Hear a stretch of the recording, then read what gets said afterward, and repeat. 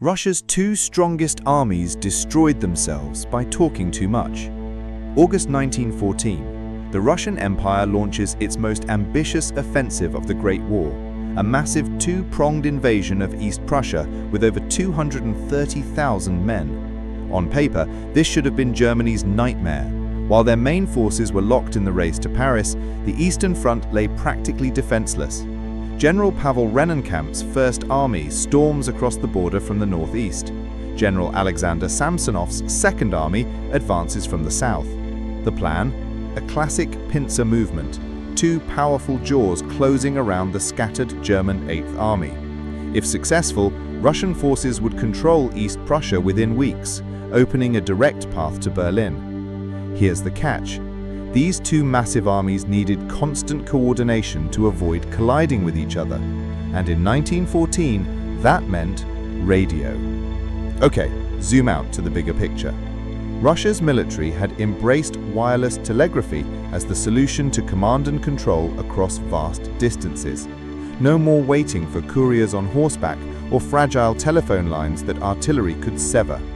Radio waves traveled instantly across hundreds of miles, allowing real-time communication between army headquarters.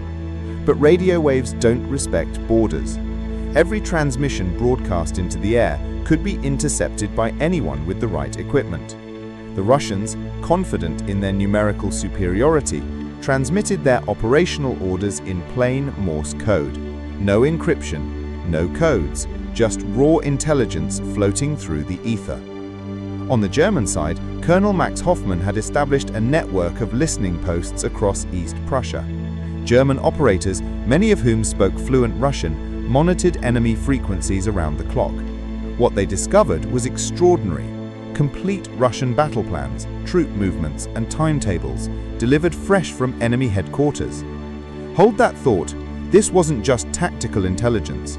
The Germans learned that Rennenkampf and Samsonov's armies were advancing on completely separate schedules, with a dangerous gap opening between them. Worse still, the two Russian commanders despised each other, a personal rivalry dating back to the Russo-Japanese War that poisoned any attempt at direct coordination. General Paul von Hindenburg and his Chief of Staff Erich Ludendorff recognized the opportunity immediately.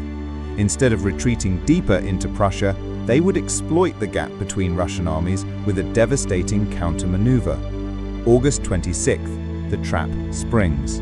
Ludendorff orders the German Eighth Army to execute a rapid redeployment by rail, a maneuver that would have been impossible without knowing exact Russian positions in advance. German forces withdraw from Rennenkampf's front under cover of darkness, racing south to concentrate against Samsonov's Second Army.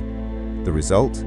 A textbook double envelopment, the military term for surrounding an enemy force from both flanks simultaneously, like closing a pair of scissors.